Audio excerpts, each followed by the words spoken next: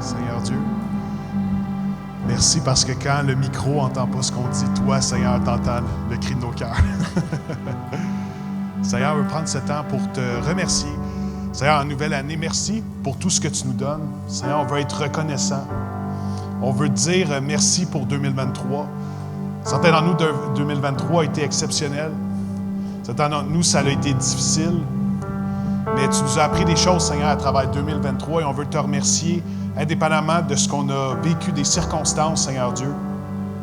Parce que ce n'est pas à propos du quoi et des circonstances, mais c'est avec qui on partage nos vies, Seigneur, puis on a le privilège de partager nos vies avec toi. Je te prie, Seigneur, pour ce matin, je te prie qu'on vive un temps spécial ensemble. Et comme Seigneur Jésus, on sait que tes pires ennemis à l'époque, c'était les chefs religieux qui ne comprenaient pas du tout ce que tu faisais. Je te prie, Seigneur, ce matin, que tu kicks la religion out de nos cœurs, de nos vies spirituelles, de nos pensées, de nos patterns. Et Seigneur, qu'on puisse vivre une vraie vie spirituelle riche, intense, pertinente, qui fait des changements encore aujourd'hui dans nos cœurs. Qu'on puisse vivre des guérisons, qu'on puisse être délivré, Seigneur, qu'on puisse gagner une liberté alors qu'on s'approche de toi. Alors, Seigneur, aide-nous à kicker la religion hors de nous. Et, Seigneur, qu'on puisse vivre une relation authentique, belle et intense avec toi. Merci pour qui tu es, puis merci parce que tu as des plans pour nous ce matin. Et ce matin, j'ai à cœur de vous parler d'un sujet qui me parle beaucoup, qui est le sujet de l'intimité avec Dieu. Et pour ceux d'entre vous qui êtes là pour la première fois, mon nom c'est Hugo Lamotte et je suis le pasteur du campus ici à X21 Magog. Et merci à l'équipe musicale. En passant, on peut les remercier, les applaudir. Thank you. Donc, pour ceux qui êtes là pour la première fois, mon nom c'est Hugo Lamotte, je suis pasteur de campus ici. Et pour ceux d'entre vous qui n'êtes pas là pour la première fois, mon nom est quand même Hugo Lamotte et je suis toujours pasteur de campus, figurez-vous. Je veux commencer l'année en vous souhaitant une bonne année 2024 à chacun d'entre vous. Et on commence une nouvelle thématique ce matin qui s'intitule « Nouvelle année, nouveau départ ». Et ma prière ce matin, c'est que 2024 soit votre meilleure année à vie au niveau de l'intimité que vous allez développer avec Dieu. Remarquez que je n'ai pas parlé d'un pattern religieux, mais d'une intimité de cœur réelle que vous allez développer avec Dieu en 2024. Et ça va être le sujet de ma prédication. Et avant d'aller plus loin, j'aimerais qu'on adresse un petit bug technique. Est-ce que ce serait possible, genre, soit un mic sans fil ou voir si lui fonctionne? 1, 2, test. Ah, good. All right, merci. Il y a plusieurs techniciens fidèles qui travaillent pour X21 et souvent dans l'ombre. Est-ce qu'on peut les remercier? Il y en a 2 juste ici, là, dans ce coin-là, donc merci beaucoup. Alors, le titre du message ce matin, c'est « Une nouvelle intimité ». Une nouvelle intimité. Et Nathan et moi, Nathan qui est le jeune homme qui a ouvert la réunion ce matin au micro, on joue au badminton depuis quelques semaines. Ça va faire 10 semaines qu'on joue au badminton ensemble. Et je vous dirais volontiers qui est-ce qui bat plus souvent l'autre dans des matchs. Mais la Bible dit de ne pas se vanter et d'être modeste. Donc, vous comprendrez que je vais enchaîner. Je ne peux pas communiquer cette information-là. Mais on joue ensemble. Et on a réalisé qu'il y avait quelque chose de quand même drôle qui se produisait sans qu'on s'en rende compte. Au badminton, quand le volant tombe dans le terrain, c'est 1 point à un joueur. Et s'il tombe à l'extérieur, bien, c'est le point à l'autre joueur. Et j'ai envoyé le volant du côté de Nathan. Et la personne qui est proche du volant, où est-ce qu'il tombe, il doit signifier à son partenaire de jeu s'il est in ou s'il est out. Donc, est-ce que le volant est à l'intérieur du terrain ou à l'extérieur? Et Nathan faisait un geste que je n'avais jamais connu avant au badminton. C'est que quand le volant tombait au sol et que j'attendais sa décision, Nathan faisait ça comme ça. Et là, je me demandais qu'est-ce que ça voulait dire exactement. Donc, je posais la question, « Es-tu in ou est out? » Et là, il me répondait, « Est out. » Et des fois, j'avais l'impression que son doigt allait dans différentes directions. Donc, je me disais, ça veut sûrement dire quelque chose de différent à chaque fois. Donc, j'essayais de comprendre le signal. Et ensuite, on continuait à jouer. Ça, c'était la première fois qu'on a joué ensemble. Et là, le volant tombait, puis il faisait signe. Puis là, je disais, est in ou est out? Et en fait, on a réalisé ça juste récemment. Mais après 10 semaines de jeu, donc 10 heures de jeu ensemble tous les deux, Nathan faisait encore son signal. Et moi, je lui demandais encore, es-tu in ou est out? Lui n'avait jamais compris que je ne comprenais pas son signe. Et moi, je lui ai jamais dit non plus que je ne comprenais pas son signe et que je lui demandais à chaque fois, est in ou est out? Et en fait, on a ri les deux quand on a réalisé que pendant 10 semaines, on ne se comprenait juste pas du tout. Et finalement, on s'est mis à jour. Et je souhaiterais que ce matin, vous puissiez réaliser, certains d'entre vous, qu'il y a beaucoup plus dans votre communication avec Dieu que qu'est-ce que vous expérimentez en ce moment. En fait, j'aimerais vous dire que Dieu veut vous parler d'une façon nouvelle. Avec Dieu, il y a toujours plus de profondeur et d'intimité. Et c'est comme un mariage, vous savez, les premières années, on vit des dynamiques dans le mariage et avec les années, il y a une intimité plus grande qui se développe, il y a une intimité plus profonde qui se développe si on met en place les outils de communication pour que ça se produise. Et avec Dieu, c'est la même chose. Et j'espérais que ce matin, un peu comme moi et Nathan sur un terrain de badminton, certains d'entre vous puissiez vous dire « Wow! Je ne savais pas que quand Dieu communiquait de cette façon-là, c'est ça que ça voulait dire pour ma vie. Je ne savais pas que dans la parole de Dieu, ça pouvait me parler autant. Je ne savais pas que l'Esprit, le Saint-Esprit, qui est la personne active et manifeste, présente de Dieu sur terre, pouvait me parler avec autant de clarté, de façon aussi personnelle, de façon aussi pertinente à ce à quoi j'avais besoin d'entendre. Il y a différents niveaux de profondeur dans notre relation avec Dieu et j'espère vraiment ce matin, et ma prière, c'est que le Saint-Esprit rende tout ça possible, qu'on puisse saisir quelque chose de nouveau ensemble ce matin, loin de la religion, mais tout avec l'intimité spirituelle avec Dieu, et qui puisse nous aider à plonger plus profond dans la relation que Dieu désire établir avec nous. Le plus grand leader de l'Ancien Testament s'appelait Moïse, et Moïse était intime avec Dieu. Et ça va être lui notre modèle ce matin. C'est un texte qui a été écrit il y a plus de 3500 ans. Et Exode 33:11 nous dit « L'Éternel », et je vais le lire doucement parce que je veux qu'on en saisisse la profondeur, « L'Éternel », c'est la façon que la Bible, le nom que Dieu utilise souvent pour se décrire dans la Bible. Et l'Éternel signifie « celui qui n'a pas de début et qui n'a pas de fin ». Celui qui est l'alpha et l'oméga, donc celui par qui tout a été créé et celui qui va être là jusqu'à la toute fin, l'Éternel. La Bible nous enseigne que ce qui est visible a été créé à partir de l'invisible. Donc, ce qui est de la matière a été créé à partir de ce qui est spirituel. Et l'Éternel fait référence à ce Dieu qui était là avant toute chose. Et le Dieu qui tient l'univers dans le creux de sa main désire avoir une relation personnelle avec chacun d'entre nous. L'Éternel parlait avec Moïse face à face, comme un homme parle à son ami. Quel verset extraordinaire. Et ma prière, c'est que ça puisse être notre réalité à chacun d'entre nous pour 2024, qu'on puisse s'approcher de Dieu et dans la nouvelle alliance parce que Christ a fait à la croix et par l'action du Saint-Esprit, c'est possible d'avoir une relation d'intimité et de proximité et c'est la raison pour laquelle Jésus, dans ses dernières paroles à ses disciples avant d'être crucifié, il a dit « Je ne vous appelle plus serviteurs, maintenant je vous appelle mes amis parce que vous connaissez la volonté de mon Père. » Moïse avait une profonde intimité avec Dieu et Dieu désire avoir cette intimité-là avec toi. La question, c'est, est-ce que tu as le désir de te rendre disponible pour cette relation-là, pour connaître Dieu? Avant d'aller plus loin, j'aimerais adresser 2 mensonges au sujet de notre relation personnelle avec Dieu et l'intimité avec Dieu. Premier mensonge, c'est que l'intimité avec Dieu, c'est pour une élite. Des pasteurs, des missionnaires ou un grand leader spirituel dont tu as lu la biographie.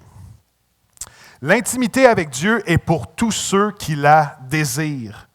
Un coup qu'on s'est approché de Dieu, qu'on a compris ce que Christ a fait pour nous à la croix, c'est une question à savoir, est-ce qu'on a un désir, est-ce qu'on veut se rendre disponible pour être avec Dieu? Notez que je n'ai pas parlé de performance, je n'ai pas parlé de pedigree, je n'ai pas parlé de perfection, de vie pure à 100%. C'est une question de désir, est-ce qu'on veut, et de disponibilité. C'est pour ça que Jacques 4,8 nous dit « Approchez-vous de Dieu et il s'approchera de vous. » Deuxième mensonge. Cultiver une relation d'intimité avec Dieu, c'est plate. Quand j'avais 18 ans, j'étais convaincu que de prier, de passer des temps personnels avec Dieu, c'était quelque chose qui était plate. Et pas juste convaincu pour ma propre personne, j'étais convaincu que les autres qui le faisaient se forçaient pour le faire, puis peut-être certains le font, mais les autres, tout le monde qui le faisait se forçait pour le faire, puis qu'eux-mêmes trouvaient ça incroyablement plate. Et c'est la raison pour laquelle je l'ai communiqué une fois à mes parents. Mes parents sont des gens spirituels, c'est des gens de prière extraordinaires. Quand j'avais 18 ans, mes parents étaient dans le salon chez nous, et moi, je les cherchais, fait que, comme d'habitude, je criais « Père, maman, vous êtes où? » Puis là, ils priaient dans le salon tranquille.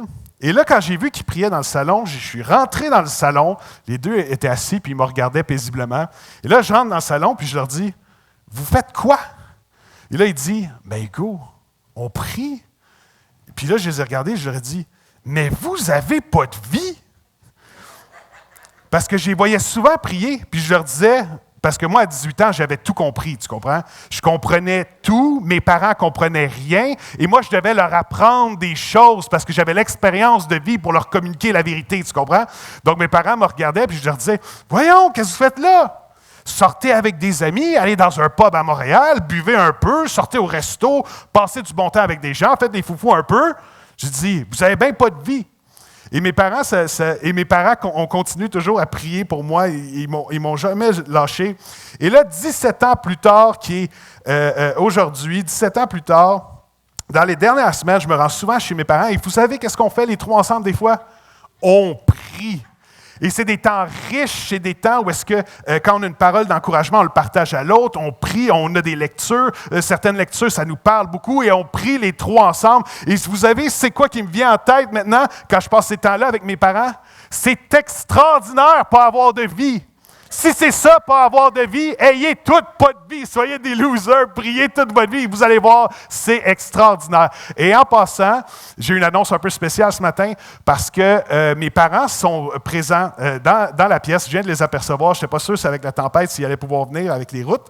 Et vous savez, quand on a un enfant et qu'on réalise c'est quoi prendre soin d'un bébé, on réalise, surtout le premier, comme c'est le cas pour moi et Laurence, on réalise à quel point nos parents sont extraordinaires et tout ce qu'on fait pour lui, on se dit, OK, eux, ils ont fait ça pour moi, puis j'ai jamais réalisé, puis j'ai jamais su, mais au-delà de juste des soins physiques, mes parents ont toujours été des conseillers spirituels, ont toujours été des personnes exemplaires, des personnes intègres, et mes parents ont toujours prié pour moi, et à un moment donné, même quand j'étais loin, il s'est tellement arrivé de choses dans début de ma vingtaine, fin de l'adolescence, et mes parents ont reçu une parole d'une missionnaire de France qui avait dit, « Votre fils, en ce moment, il est loin, mais un jour, il va revenir. Puis quand il va revenir d'aplomb. » Et effectivement, moi, dans la même année où est-ce que je me reconsacrais vraiment à Dieu, je devenais pasteur, je quittais ma carrière, tout s'est fait rapidement et tout ça aurait été impossible, selon moi, sans le soutien de mes parents. Alors, je veux les honorer ce matin. Est-ce que vous voulez donner une petite vague d'amour aussi?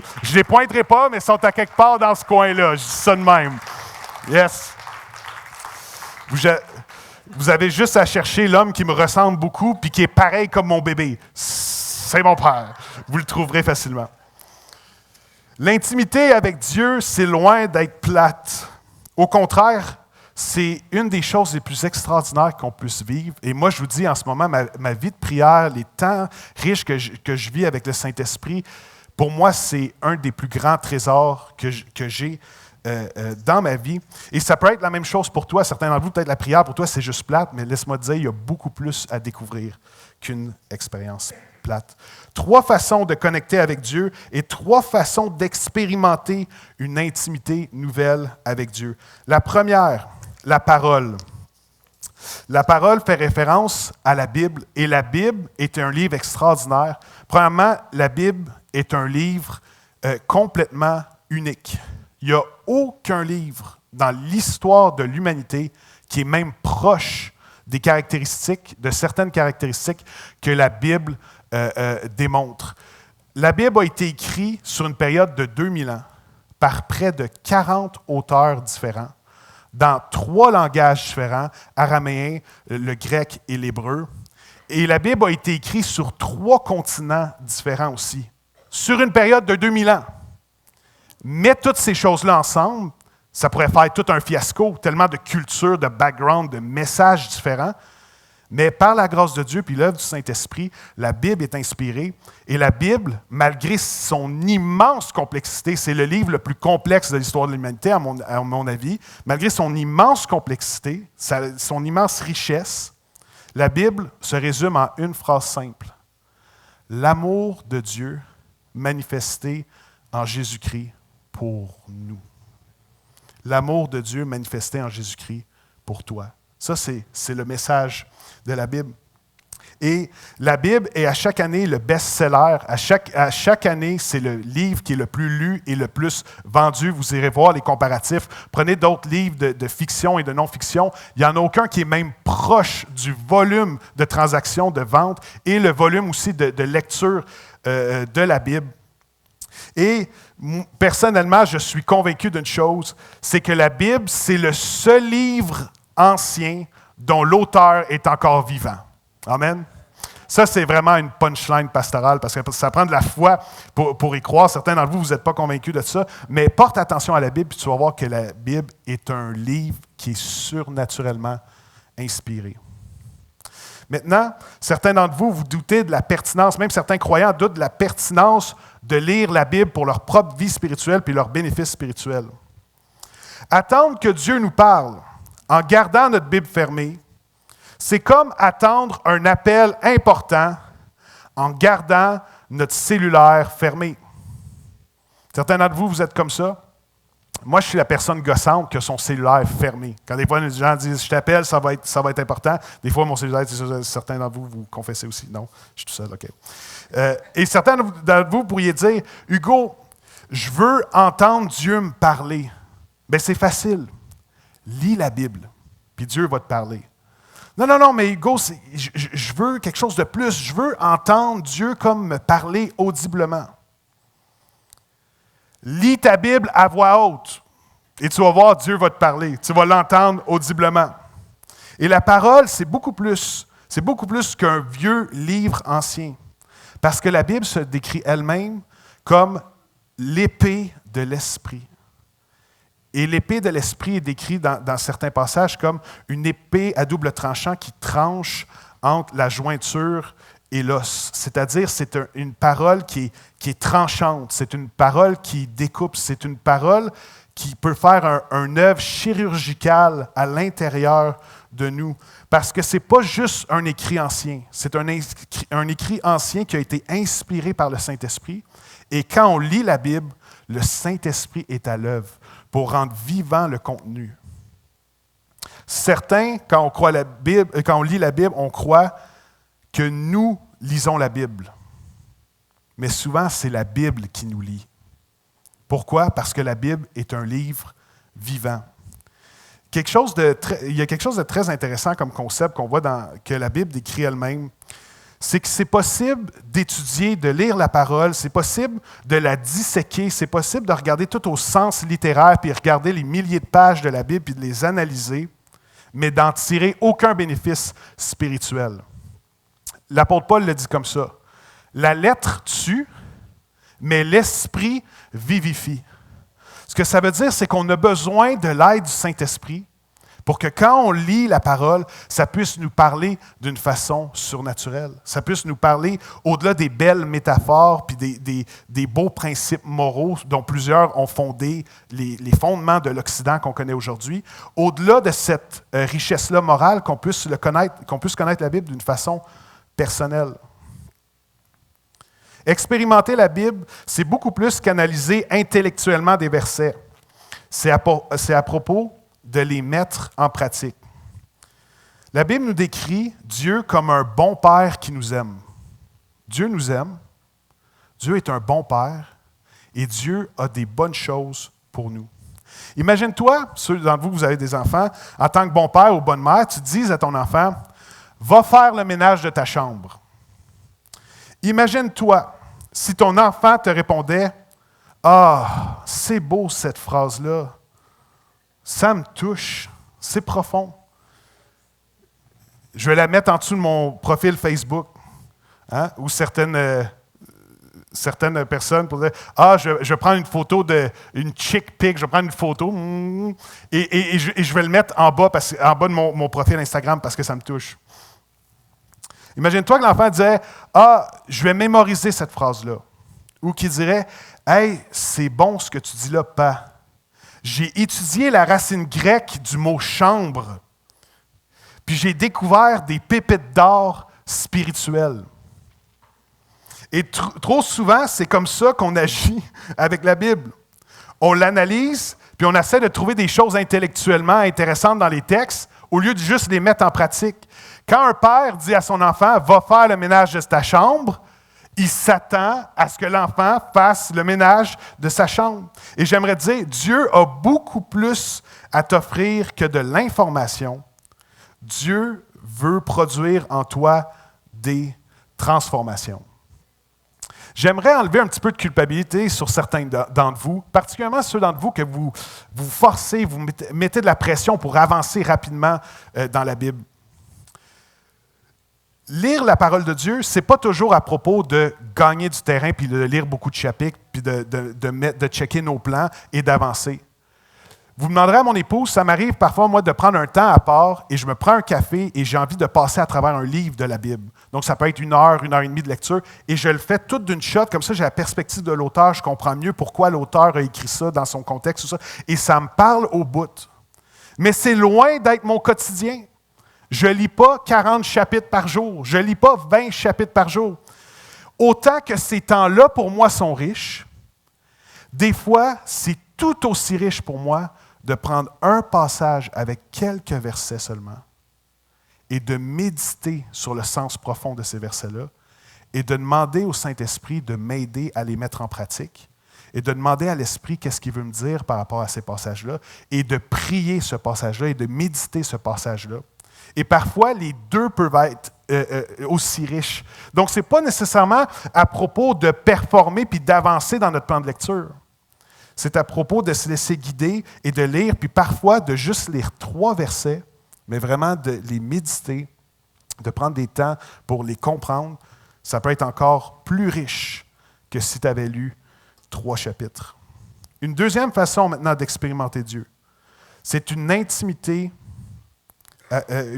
avec Dieu, c'est la discipline du silence.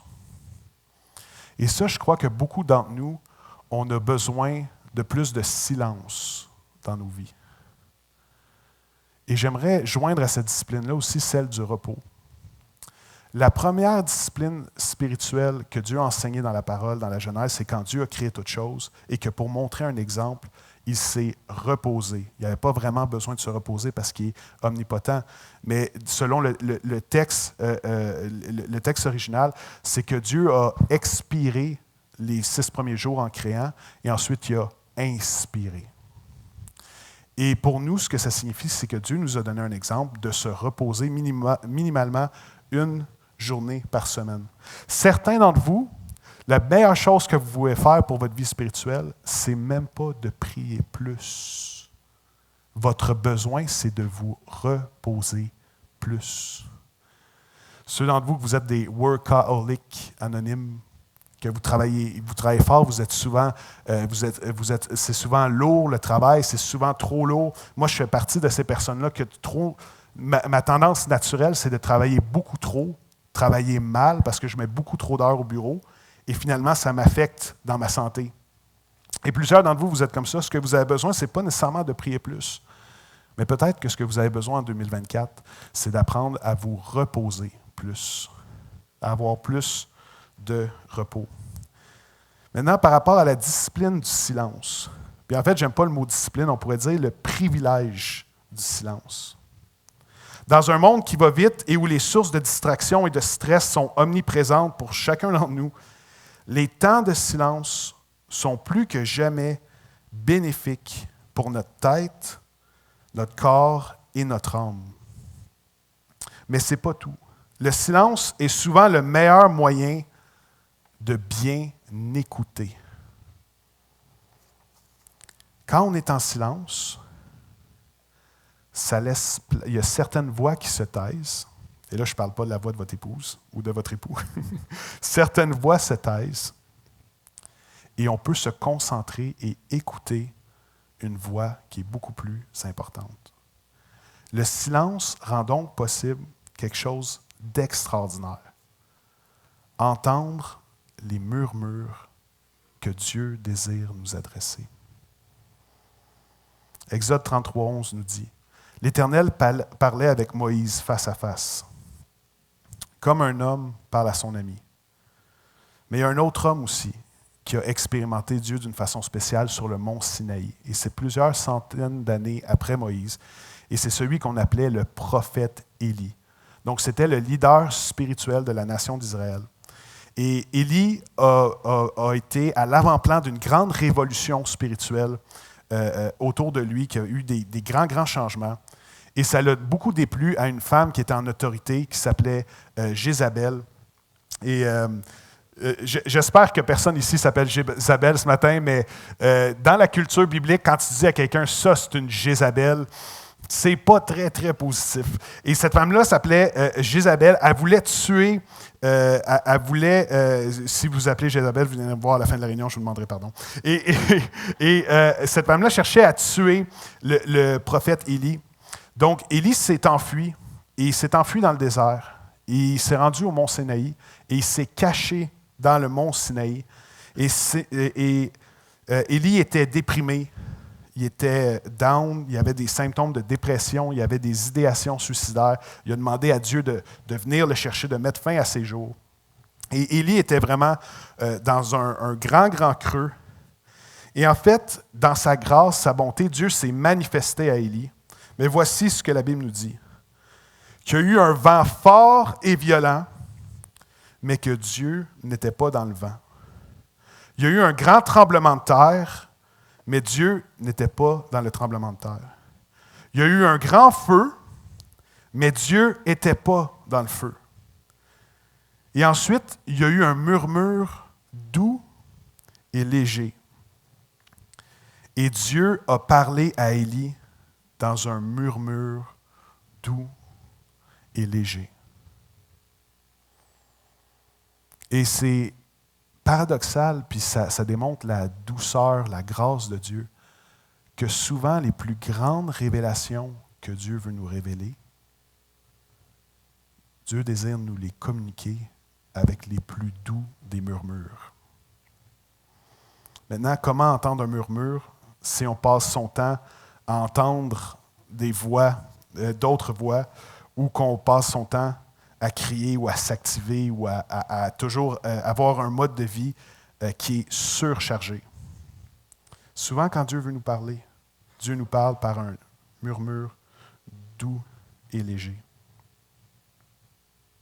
Quand on est dans des temps de silence avec Dieu, c'est premièrement pas une discipline spirituelle, mais c'est un mode de communication relationnelle avec Dieu. Où est-ce qu'on dit à Dieu, je suis disponible, je suis à l'écoute, s'il te plaît, parle-moi. Saint-Esprit, qu'est-ce que tu veux me dire? Et ensuite, s'ensuit un temps de silence, d'écoute. Et ça, c'est des temps extraordinaires, c'est des temps extrêmement puissants. Comment est-ce que tu te sens quand tu partages quelque chose à quelqu'un, quelque chose d'important, quelque chose d'intime à quelqu'un, et que la personne ne t'écoute pas? Je pense que souvent, Dieu se sent de cette façon-là aussi vis-à-vis de nous, mais attention, parce que Dieu ne peut pas se renier lui-même, et Dieu ne déverse pas l'intimité de son cœur et l'intimité de qui il est à des personnes qui n'ont pas envie de l'écouter. Et peut-être que trop souvent, moi je l'ai été, puis je le suis probablement souvent, on est ces personnes-là qui portons pas attention à ce que Dieu désire communiquer dans nos vies. Quand on prend des temps de silence, c'est une façon très simple de dire à Dieu, « Je suis à l'écoute. Parle-moi. » Et la Bible nous dit que par son Saint-Esprit, Dieu peut nous parler encore aujourd'hui.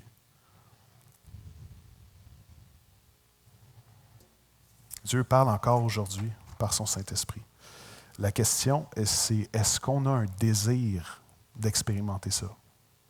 Est-ce qu'on a un désir aussi de se rendre disponible pour rendre ces temps-là tout simples, mais incroyablement riches et profonds, possibles?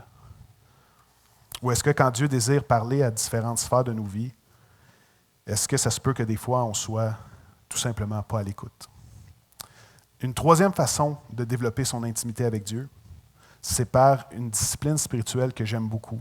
C'est la discipline du jeûne. Le jeûne, c'est à la mode depuis quelques années. On en parle beaucoup. Le jeûne intermittent, le jeûne pour le fitness, le jeûne combiné à un programme d'entraînement. Et aussi la science et la médecine démontré avec les outils modernes que le jeûne était très, très bon pour le corps et pour la santé, dans la mesure où c'est bien fait, avec des bons paramètres et, si besoin, avec les conseils d'un médecin. Et Moïse vivait une intimité avec Dieu et il y avait une relation face à face avec lui, comme un homme parle à son ami. Puis dans Exode 34, 28, ça nous montre une autre facette de l'intimité de Moïse avec Dieu, et ça dit ceci, Exode 34, 28. « Moïse resta là avec l'Éternel 40 jours et 40 nuits. » J'aime que le texte dit que Moïse restait avec Dieu. Moïse restait avec l'Éternel. Et il y a un autre passage qui est magnifique dans le Deutéronome, ce n'est pas dans le PowerPoint, mais dans le Deutéronome qui nous dit que Moïse et le peuple allaient à un endroit près de la montagne pour adorer Dieu, pour prier Dieu, pour vivre une expérience avec Dieu, puis communier avec lui. Et ensuite, Dieu a dit à Moïse, probablement parce que l'heure avançait, il dit « Dis à chacun des membres du peuple et des leaders de retourner dans leur tente. » Autrement dit, qu'ils retournent à leur vie quotidienne, au train-train quotidien, qu'ils retournent faire leurs choses. Mais Dieu a dit quelque chose d'extraordinaire à Moïse. Il a dit « Mais toi, reste avec moi. » Et je pense que Dieu désire avoir ces moments-là avec nous, où est-ce que si on pouvait voir le cœur de Dieu pour nous, ça nous dirait « Toi, reste avec moi. » Parce que Dieu nous encourage à mettre du temps à part pour vivre cette expérience-là spirituelle avec lui. Moïse resta là avec l'Éternel 40 jours et 40 nuits. Il ne mangea pas de pain et ne but pas d'eau. On voit ici que Moïse, et c'est un moment de révélation extraordinaire, parce que c'est là que Moïse a reçu la loi pour la deuxième fois avec ce qu'on appelle le renouvellement de l'Alliance. Autrement dit, les textes les plus fondamentaux pour l'ensemble de l'Ancien Testament qui a été écrit, c'est à ce moment-là que Moïse les a reçus par révélation. Donc, c'est un des moments pivots de tout l'Ancien Testament et c'est un des moments les plus importants dans la Bible. Et Moïse n'avait pas mangé pendant 40 jours et 40 nuits, et ça nous dit, il ne mangea pas de pain et ne but pas d'eau. Maintenant, tous les théologiens s'entendent pour dire qu'il n'y a pas de twist dans ce passage-là. C'est vraiment que Moïse a une grâce et a vécu un jeûne surnaturel. Personne ici, je vous l'interdis formellement, personne ici devrait essayer de jeûner 40 jours sans manger et sans boire de l'eau, évidemment. C'était un moment surnaturel, c'était un moment de révélation surnaturelle, et c'est un des types de jeûne qu'on appelle le jeûne surnaturel. Et ce n'est pas quelque chose que personne ici devrait essayer de vivre ou d'imiter. Et on voit dans ce passage-là que les grandes révélations et les grands moments d'intimité avec Dieu sont souvent expérimentés dans le jeûne et la prière. Je vous fais un wrap-up rapide dans la Bible, du jeûne et de la prière. Jeûner, c'est d'accepter d'avoir faim physiquement pour augmenter notre soif spirituelle.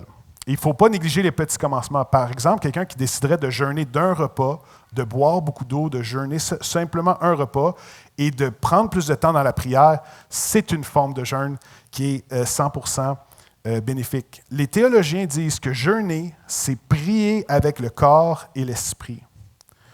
Beaucoup d'hommes et femmes inspirantes ont jeûné dans la Bible. Moïse a jeûné 40 jours et 40 nuits dans la présence de Dieu lorsqu'il a reçu la loi.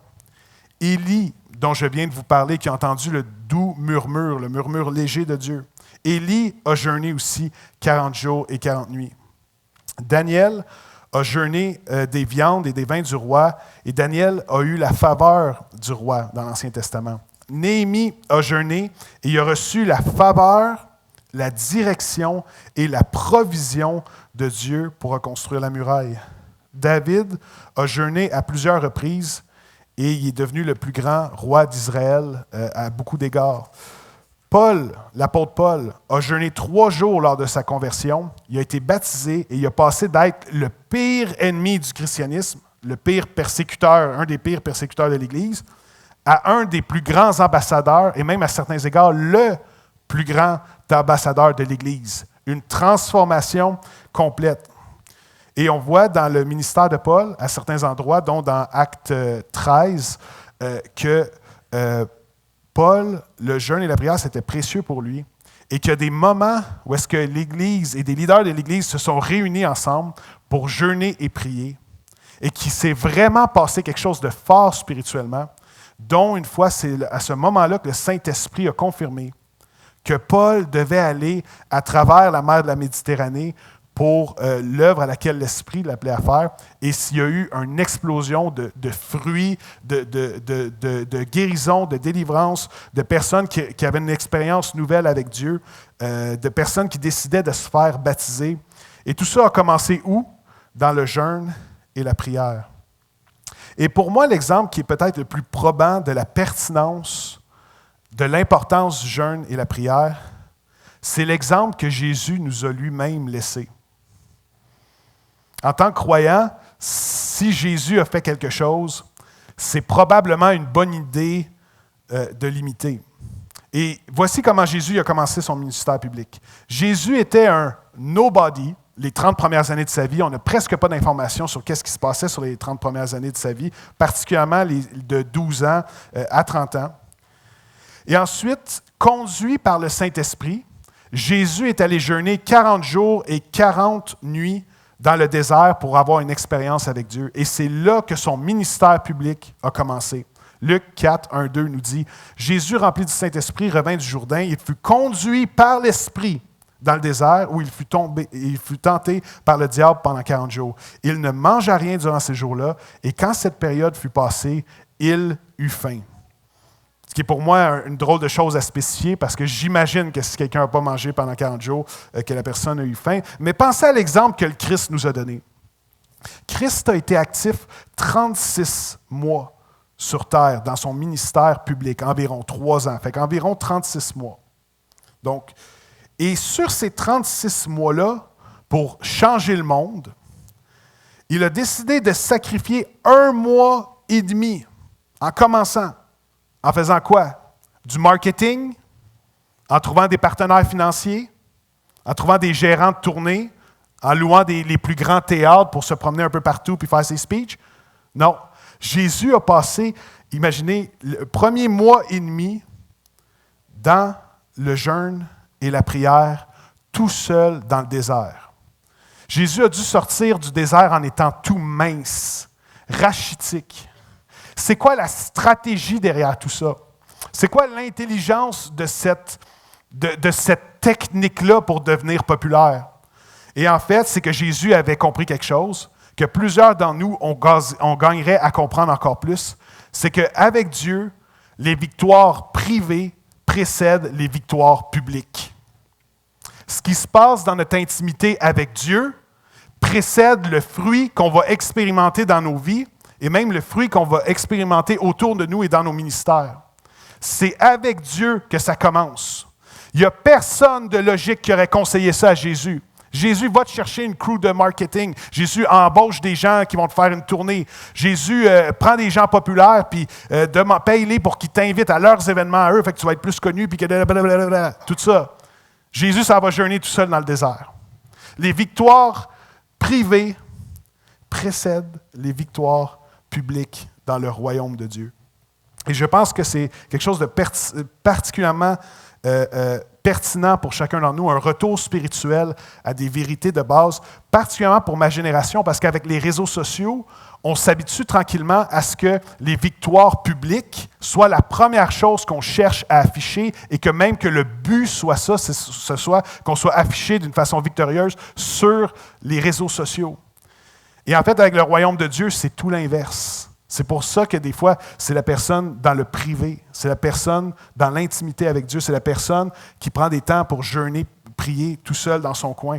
C'est cette personne-là qui, au final, va avoir le plus d'impact parce que les victoires privées précèdent les victoires publiques. Maintenant, si tu désires jeûner, je peux te dire une chose, ça va t'amener sur une autoroute spirituelle. Moi, il y a eu un avant, je parlais comment, excusez du terme, mais je veux dire que quand j'avais 18 ans, j'étais jeune et con. Et aujourd'hui, je suis moyen jeune et moins con. Je pourrais dire comme ça. Et une des grandes différences pour moi spirituellement dans ma vie, ça a été le jeûne et la prière. Ça a été le Dieu que j'ai rencontré dans des expériences de jeûne et de prière. C'est une autoroute spirituelle. Et maintenant, Jésus a enseigné que le jeûne, je vais inviter les musiciens à s'avancer, le jeûne est un acte volontaire, personnel et secret. Donc, quand on jeûne, ce n'est pas tout le monde qui est obligé de le savoir. Et c'est une discipline qui est très personnelle. Et Jésus a enseigné ça dans Matthieu 6 en parlant des chefs religieux de l'époque, que quand ils jeûnaient, ils faisaient exprès pour paraître avec la mine basse, puis pour paraître qu'ils étaient en deuil ou qu'il leur manquait quelque chose ou qu'ils étaient en jeûne. Et leur but, c'était d'être reconnus publiquement comme des gens comme « Oh, wow, il est spirituel, il jeûne, bravo, bravo ». J'ai un de mes mentors, une fois, un des étudiants au collège biblique où je suis allé à l'université biblique l'a invité à manger au restaurant. Et quand ils sont arrivés au restaurant et qu'un avait commandé, l'autre c'était à son tour, le jeune étudiant, c'est à son tour de commander, il a dit « Ah non, moi je ne vais rien prendre parce que oui, je t'ai invité au restaurant, mais je jeûne aujourd'hui. » Et c'est que tu n'as pas besoin de faire ça. Si tu es avec des gens, fais juste manger. Moi, des fois, il y a eu des jeûnes prolongés où est-ce que quand j'étais dans des événements sociaux, je n'essayais pas de me cacher, je faisais simplement manger pour profiter des relations puis être avec tout le monde. Puis là, des gens peuvent se sentir mal parce que là, toi, tu jeûnes. Fait que là, de leur perspective, ça les culpabilise. Peu importe. Donc, le jeûne, c'est un acte volontaire, personnel et secret. Maintenant, on voit aussi dans la Bible des grands moments où est-ce que Dieu est intervenu à travers le jeûne et la prière, à travers des jeûnes collectifs. Donc, où est-ce qu'un groupement de personnes, un peuple, des gens, un groupe de personnes, un groupe de leaders, une église locale a décidé de jeûner et prier ensemble. Et c'est la raison pour laquelle on va faire quelque chose de beau cette année encore. On va prendre un temps de jeûne et prière, tout le monde ensemble, à partir du 14 janvier. Et c'est sur une base 100% volontaire, du 14 janvier au dimanche 4 février. Et ce n'était pas dans mes notes, mais j'aimerais vous partager quelque chose qui me vient spontanément en tête. J'ai été un peu interpellé par un sondage léger qui parlait des résolutions des Québécois. Et en fait, il y avait plusieurs catégories. Puis il y avait une catégorie qui était « Qu'est-ce qui est le plus out? » Donc, qu'est-ce que les Québécois jugent le plus inutile ou le plus sans valeur pour l'année 2024? Et le deuxième élément, c'était aller à la messe. 72% des personnes ont répondu que aller à la messe, c'est une des choses les plus hautes, impertinentes, plates qu'un Québécois puisse faire en 2024. Et je comprends leur constat. Et ce qui est vraiment chien, je vais parler pour moi et pour beaucoup, ce qui est chien pour nous autres, vous savez c'est quoi? Ceux d'entre vous que Acts 21, c'est votre église. C'est que on était au deuxième rang, OK? Aller à la messe, c'était le deuxième rang. Et quelque chose qui était plus accepté puis moins pire que nous, c'était le Botox et les abus de Botox. Okay? Je ne sais pas si vous utilisez le Botox, mais avouez qu'en tant qu'Église, qu'on soit jugé plus out que le fait d'abuser du Botox, c'est quand même une claque d'en face pour certains d'entre nous, non?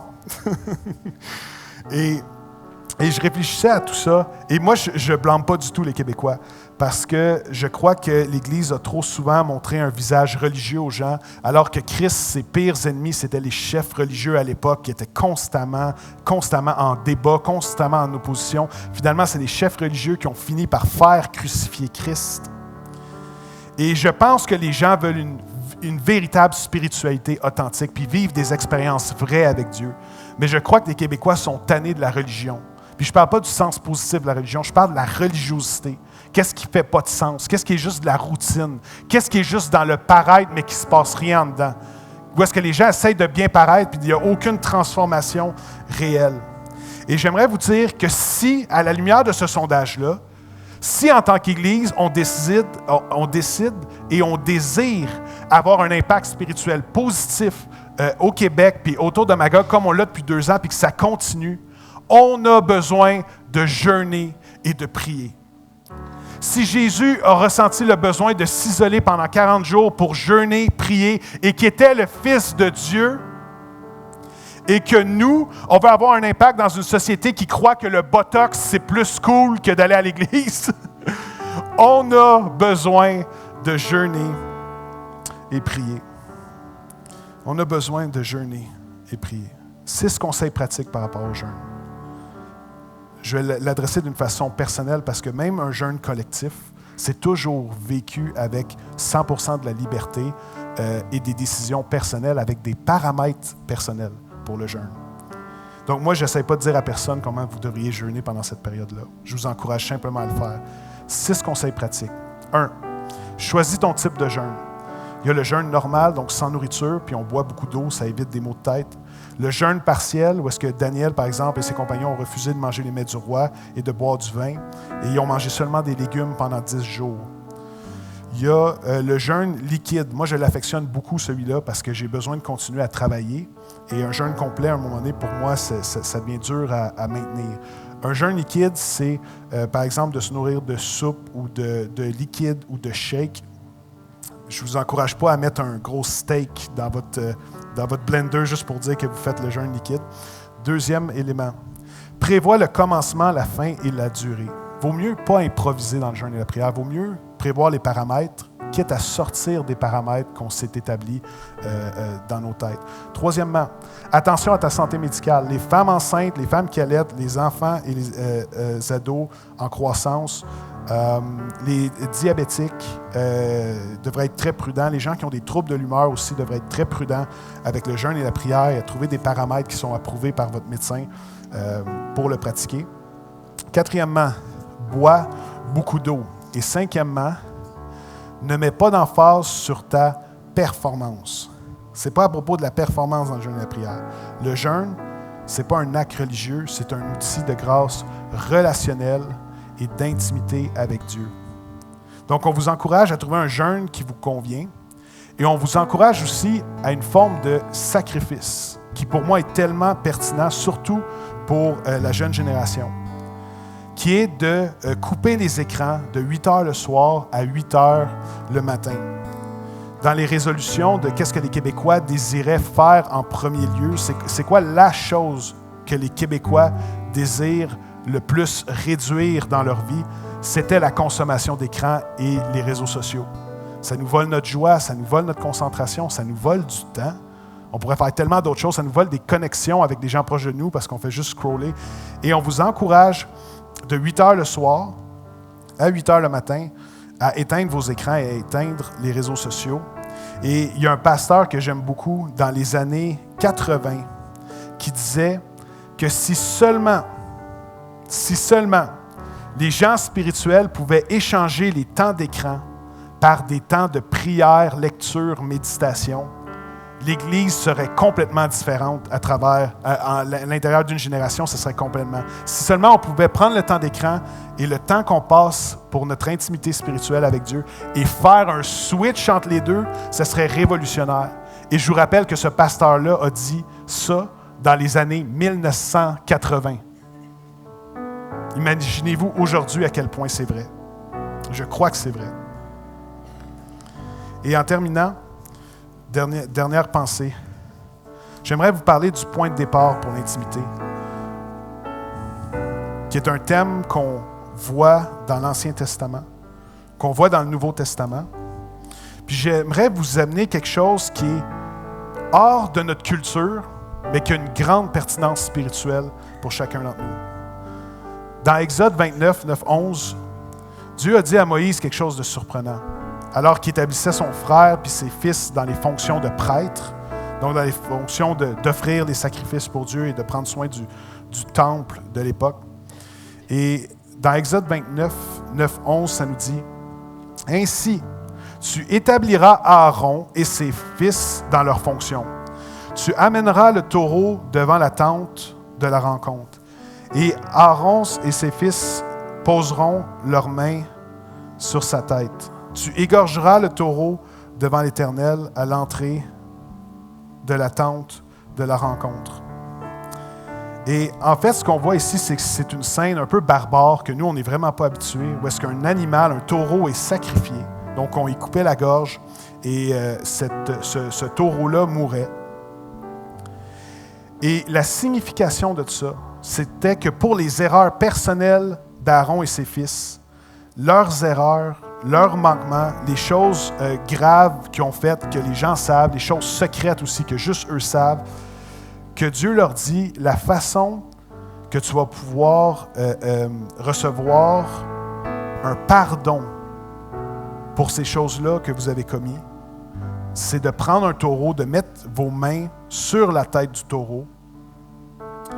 Et le fait de mettre les mains sur la tête du taureau, ce n'était pas pour le tenir seulement. En fait, ce n'était même pas pour le tenir à la base. C'était cette idée de transmission qui était dans la culture juive à partir de ce moment-là. C'est que mes fautes, mes erreurs, les choses graves que j'ai commises envers Dieu, la façon de me faire pardonner ou la façon d'être expié de ces péchés-là, c'est de transférer, c'est ça que ça signifiait les mains, transférer mon péché sur ce taureau-là et de le sacrifier. Et de cette façon-là, c'était lui qui payait pour mes fautes.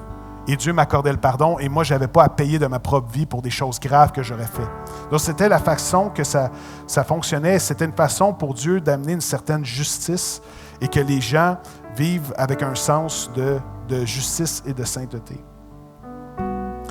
Maintenant, ça nous paraît très loin culturellement, mais ce qui est intéressant, c'est que dans presque toutes les cultures, à travers toutes les époques anciennes, antiques et avant, on voit qu'il y avait dans l'être humain la notion d'offrir des sacrifices.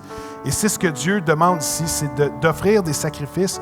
Et dans tous les peuples, il y avait même des sacrifices humains qui étaient offerts. Parfois, on le sait avec les Mayas, Aztèques, Vikings, c'est très publié aujourd'hui. Mais il y avait une interdiction formelle dans la Bible de jamais sacrifier un être humain pour les péchés de quelqu'un d'autre. De ne pas offrir en sacrifice un enfant. De ne pas sacrifier un bébé. De ne pas sacrifier un être humain pour les péchés de quelqu'un d'autre.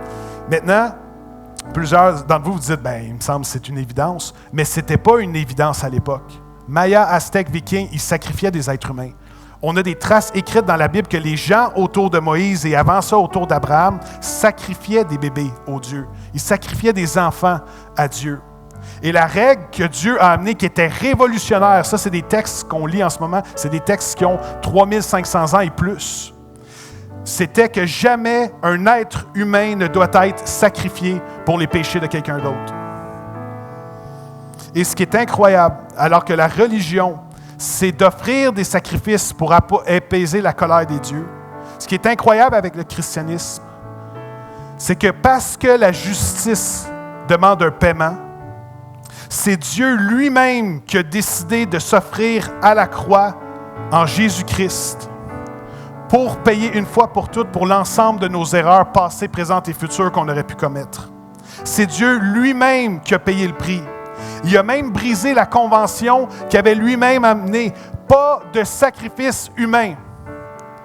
C'était un taureau qu'on sacrifiait. C'était un agneau qu'on sacrifiait. Et Christ vient, et c'est le Dieu incarné en chair, et c'est un Dieu qui est humble. C'est un Dieu qui est aimant. C'est un Dieu qui donne une nouvelle chance. C'est un Dieu qui offre un nouveau départ. Et Christ, à la fin de sa vie, s'offre à la croix. Et il a pris la place d'un animal à la croix pour payer pour chacun d'entre nous. Donc, ce n'est pas à propos de la religion, qu'est-ce que je peux faire pour être près de Dieu ou pour plaire à Dieu. Qu'est-ce que je peux faire pour être sauvé? C'est à propos de qu'est-ce que Dieu lui-même a fait pour chacun d'entre nous, pour que nous soyons sauvés. Et Christ est né dans une étable. Quel début humble. C'est un des seuls, c'est un endroit où est-ce que juste des animaux naissent normalement. Et Christ commence sa vie dans une étable. Et Christ termine sa vie à la croix, sacrifié comme un animal pour nos péchés à chacun d'entre nous. Et ça, c'est un Dieu tout-puissant qui prend la décision de, par humilité, de venir offrir sa vie. Je vais terminer dans un instant, mais j'avais à cœur de vous partager quelque chose alors qu'on parle d'intimité avec Dieu. Et certains d'entre vous, vous doutez que Dieu puisse vous parler. Vous doutez que vous... Je ne fais jamais ça, fouiller dans ma Bible en même temps que je parle, mais c'est parce que je crois que c'est pertinent de finir de cette façon-là. Ce n'est pas ce que j'avais prévu. Et vous croyez que Dieu ne peut pas vous parler. Vous croyez que peut-être vous ne pouvez pas expérimenter des choses vraies. Certains d'entre vous ne croyez pas que Dieu existe. Vous êtes ici ce matin, vous êtes curieux, vous êtes ouvert, mais vous ne croyez pas vraiment que Dieu existe. Vous ne croyez pas que vous puissiez avoir une relation personnelle avec lui. J'aimerais dire qu'une des choses les plus extraordinaires, à mon avis, une des choses les plus extraordinaires qu'on puisse vivre sur Terre, c'est d'avoir une intimité avec Dieu. Parce qu'ici, on est limité. Lui, il est illimité. Ici, on est fini. Lui, il est infini. Ici, on manque de ressources bas sur terre. Dieu a toutes les ressources du monde. Il peut les donner à ses enfants pour les soutenir quand ils sont dans le besoin, comme un bon père aimant. Et j'aimerais en terminant, vous partager un moment où est-ce que Dieu m'a parlé. En fait, la première fois que Dieu m'a parlé clairement, que Dieu m'a parlé précisément, et que j'ai réalisé à quel point il m'aimait alors que je n'avais rien fait pour mériter ça, puis à quel point Dieu était gracieux, je voudrais vous le conter. C'était en 2019. En 2018, j'ai fait un grave épuisement, puis j'étais en burn-out. C'était extrêmement dur. J'ai dit tantôt, je suis quelqu'un qui est assez workaholic, qui se valorise avec le travail. J'ai cette nature-là que je dois toujours combattre et qui aime travailler beaucoup. Et là, pendant 2 ans, au début de ma trentaine, 2 ans, j'ai pas pu travailler pendant 2 ans parce que j'étais couché dans mon lit et j'étais en dépression. Il y a eu des moments où est-ce que j'avais des idées noires. Ça a été extrêmement difficile. Ça a été les temps les plus riches de transformation pour moi. Mais quand tu es dedans, c'est extrêmement difficile. Et je parlais à ma femme récemment, puis je disais, tu sais, ces 2 ans-là, ça a été super dur. Surtout pour mon épouse. Financièrement, j'étais méconnaissable, j'étais dans le lit, on était serrés, on n'avait pas d'argent, j'avais emprunté à 2 couples différents. Puis j'ai dit, est-ce que tu souhaiterais que ce soit jamais arrivé? Puis elle a dit, non, je pense que c'était ça qui devait arriver. Et ensuite, les vrais mots, c'est qu'elle m'a dit, parce qu'avant ça, tu étais exécrable. Et en fait, c'est que moi, curieusement, c'est à travers une dépression que Dieu a guéri des portions très dysfonctionnelles de mon caractère. Et alors que j'étais dans cette période-là noire, j'avais de la rancune, j'avais de l'amertume, puis là, j'étais dans mon lit, puis moi, j'étais habitué d'être actif. Fait que d'être couché sur mon lit à longueur de journée, puis enfermé dans mon appartement, ça me rendait fou. J'avais beaucoup d'anxiété, j'avais jamais fait d'anxiété. Et là, j'avais une anxiété qui était tellement forte que je me souviens des fois, mon chien faisait juste demander, tu sais, il sonnait une cloche parce qu'il est mignon, il sonne une cloche quand il veut sortir.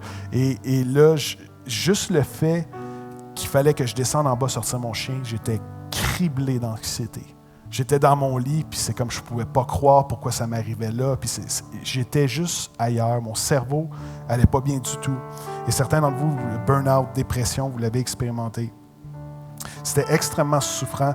Puis j'étais dans mon lit, puis vu que j'étais tellement misérable dans mon lit, au lieu de prendre responsabilité ou de trouver des façons d'aller mieux, je blâmais d'autres personnes. Je me disais, un tel, c'est quand il m'a dit ça, puis là, j'ai répondu ça, puis ci, ça, puis c'est à cause de ça que je suis misérable, puis un tel, ci, ça. Et là, je blâmais, puis j'accusais. Et j'étais en train de perdre la raison avec tout ça. Et j'étais couché dans mon lit. Et c'est le temps le plus misérable que j'ai vécu dans ma vie. J'étais 3 semaines complètement alité où est-ce que je faisais rien. J'avais essayé de faire un retour au travail forcé. J'ai retombé en burn-out. C'était vraiment très, très difficile. Et au milieu de ma misère, le plus bas point de ma vie, j'ai entendu une voix claire quand j'étais couché dans mon lit. Puis en plus, j'avais des pensées négatives. Je n'étais pas en train de prier, j'avais des pensées négatives. J'en voulais pour certaines personnes. J'étais vraiment là, le mal était comme là. Et j'ai entendu une voix douce, un doux murmure. Un murmure doux et léger que j'entendais ici dans mon esprit. Et ça m'a dit clairement, ça m'a dit, lève-toi et lis Psaume 36,5. Clair comme ça. Et là, j'entendais ça à l'intérieur de moi. C'est bizarre, ce n'était pas mes oreilles, c'était comme mon esprit qui entendait. Et c'est le Saint-Esprit qui me parlait. Lève-toi et lis Psaume 36,5, qui est une référence biblique. Et vous comprendrez que la Bible, moi, ma Bible, elle a environ 3000 pages, avec peut-être 150 phrases par page. Je ne connais pas ma Bible par cœur. J'ai aucune idée c'est quoi Psaume 36,5. Si ça se trouve, je ne l'ai jamais vraiment intériorisé. Lève-toi puis lis Psaume 36,5. Fait que je me lève, je me souviens, même ça me demandait des efforts parce que je n'avais pas ouvert ma Bible en très longtemps. Et voici ce que ça disait, Psaume 36,5. Il médite l'injustice sur son lit. Il s'engage sur une voie qui n'est pas bonne. Il ne repousse pas le mal. Et c'était comme une parole de correction au niveau de qu'est-ce qui se passait dans mes pensées, puis qu'est-ce que j'autorisais dans mes pensées et tout ça. Mais avant tout, c'était un avertissement, c'était exactement qu'est-ce que j'avais besoin d'entendre, alors que moi, je pensais qu'avec la dépression, c'était seulement psychologique, qu'il n'y avait rien de plus, juste psychologique. Mais je me suis rappelé qu'il y avait aussi un combat qui était spirituel. Et que je méditais l'injustice sur mon lit, puis que je m'engageais sur une voie qui n'était pas bonne, et que je ne repoussais pas le mal. Et ça, ce que ça m'a rappelé aussi avec l'avertissement que j'ai vécu à ce moment-là, c'est que Dieu est un Dieu de grâce. Et il ne nous dit pas qu'est-ce qu'on a envie d'entendre tout le temps, mais il nous donne qu'est-ce qu'on a besoin d'entendre, parce que c'est un Dieu de grâce. Et j'aimerais dire pour certains d'entre vous que peut-être tu ne le crois pas, Dieu n'est pas juste un concept ésotérique que tu peux théologiquement, intellectuellement analyser. Dieu est une personne. Dieu est une personne. Et tu es une personne aussi, et Dieu désire te parler. C'est personnel. Dieu a des plans de bonheur et non de malheur pour toi. Dieu t'a tellement aimé qu'il a envoyé son Fils mourir à la croix. Ce que religieusement se passait à travers la planète, sur tous les continents, quand on parle de religion, Christ a payé lui-même le prix à la croix pour que tu puisses être libéré de tout ça, que tu puisses avoir une intimité avec Dieu. Alors ce matin, ce que j'aimerais te proposer, si certains d'entre vous, vous ne l'avez jamais fait, tu peux accepter personnellement, par la foi, qu'est-ce que Christ a fait à la croix pour toi. Et moi, j'appelle ça le grand échange. C'est très, très simple. C'est de réaliser qu'il y a des dysfonctions, des choses brisées en toi, des choses qui ne fonctionnent pas, que tu as besoin d'un sauveur, tu as besoin de l'aide de quelqu'un en haut. Tu as besoin de Dieu, comme moi j'ai eu besoin de lui aussi. Tu as besoin de quelqu'un en haut. Et c'est de faire le grand échange avec lui. Alors que Christ a tout payé à la croix et que toi, tu as ces dysfonctions-là, tu as ces choses-là à l'intérieur de toi. La Bible l'appelle le péché. Tu peux tout l'offrir à Dieu et j'appelle ça le grand échange parce que toi, tu prends tout ce qui est le plus mauvais en toi, tout ce qui est le plus brisé, le plus dysfonctionnel, le plus blessé, le plus infecté en toi. Tu prends tout ça, tu l'offres à Dieu et Dieu, il t'accepte, il le prend, il le tasse de côté, il le jette dans la mer de l'oubli, nous dit la Bible. Et Dieu te dit, je vais te restaurer, je vais prendre soin de toi, je vais te guider, j'ai des paroles de vie pour toi.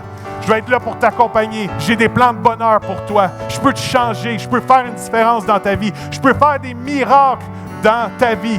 Je suis le grand Dieu. Je peux faire des miracles dans ta vie. Je peux changer des choses que tu n'as jamais réussi à changer par toi-même. Parce que tu es fini. F-I-N-I-T ici bas sur terre. Mais Dieu est infini. Et toi, tu es limité. Parfois, on est faible dans notre existence. Et Dieu est surnaturellement puissant. Et il peut encore interagir, il peut intervenir dans ta vie. Alors, en terminant, on va prier. Et je vais prier simplement pour certains d'entre vous que vous êtes là pour les premières fois, vous voudriez accepter ce que Christ a fait pour vous. Puis crois-moi, c'est la meilleure décision que tu puisses faire. Et il n'y a rien que je puisse dire qui puisse faire justice à la grandeur, la richesse puis la beauté de qu'est-ce que Dieu veut déposer dans ta vie. C'est seulement toi qui peux l'expérimenter avec le Saint-Esprit puis réaliser la vie, la guérison, la liberté que Dieu désire mettre dans ta vie. Alors, je vais prier. Et si tu désires faire ce grand échange-là, tu peux prier avec moi. Et je vais inviter toute l'Assemblée à prier haut et fort aussi pour accompagner chacun des personnes qui décident de prendre cette décision-là. Seigneur Jésus, je décide de donner mes péchés. Je me reconnais comme pécheur. Je reconnais que j'ai du lait dans ma vie. Et je décide d'offrir chacun de mes péchés. Seigneur, je veux recevoir ta justice. Seigneur, je veux recevoir ton amour. Et Seigneur, je veux recevoir ta grâce. Fais de moi une créature nouvelle. Guéris-moi. Délivre-moi. Que je puisse vivre pleinement pour toi. Au nom de Jésus, on a prié tout le monde ensemble. Et on se dit Amen et Amen et Amen. Si vous avez pris une décision ce matin, s'il y a quelque chose qui vous a impacté, n'hésitez pas à venir nous voir. Venez voir Nathan, venez voir quelqu'un à l'accueil, venez voir moi. Ça va nous faire plaisir, on va discuter ensemble. Et n'oubliez pas que la chose la plus extraordinaire sur Terre, ce n'est pas les bébelles et ce n'est pas le botox non plus. C'est ce que Dieu peut déposer dans nos vies et l'intimité que Dieu désire qu'on aille avec lui. On va chanter.